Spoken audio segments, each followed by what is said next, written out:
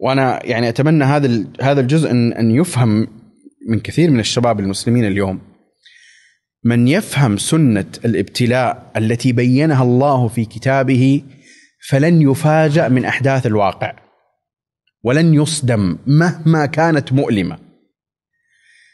وكونه لن يفاجأ ولن يصدم، فمن باب أولى أنه لن يتزعزع إيمانه ويقول لماذا يحصل كذا، وأين الله عن كذا، ولماذا.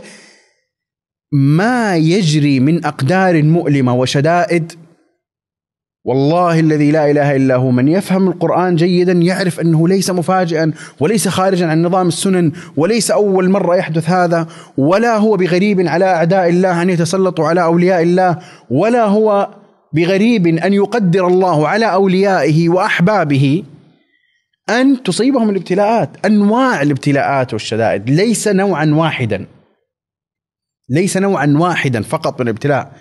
إن أردت الجوع فقد ابتلى الله خير خلقه محمد صلى الله عليه وسلم بذلك.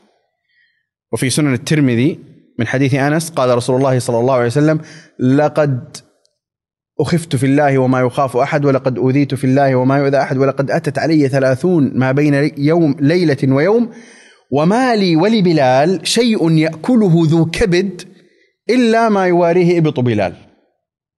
ما فيه. والحصار حصار الشعب، وتعلمون كيف جاعوا وكيف.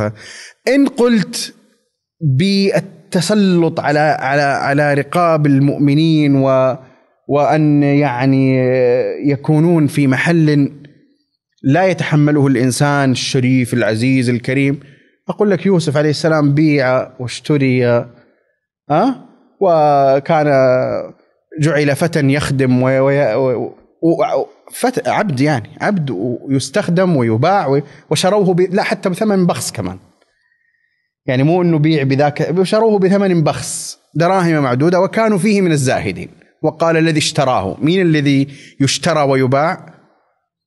يوسف عليه السلام، اللي هو كما بين النبي صلى الله عليه وسلم الكريم ابن الكريم. لما سئل من أكرم الناس قال يوسف، اللي هو نبي الله ابن نبي الله ابن نبي الله ابن خليل الله. وإن قلت القتل، ما بقول لك القتل المؤمنون، أقول لك أنبياء الله الذين ينزل عليهم جبريل من عند الله بالوحي، أنبياء الله قتلوا، وكأي من نبي قتل في قراءة. وذكر الله عن بني إسرائيل أنهم إيش؟ يقتلون الأنبياء، يقتلون النبيين.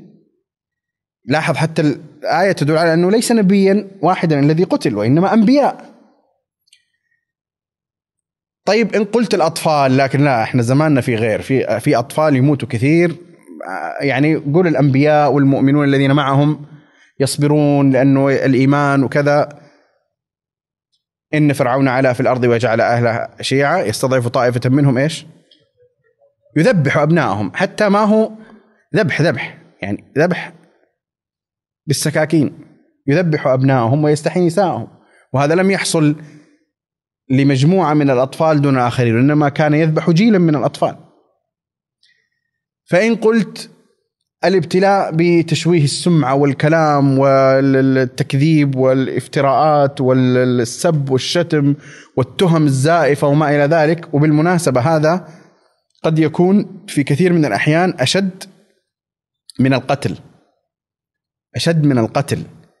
الإنسان الحر الكريم الشريف يتحمل أن يقتل وأن يراق دمه على أن يتهم في عرضه أو في أمانته ونزاهته وتشوه سمعته بين العالمين وبين الناس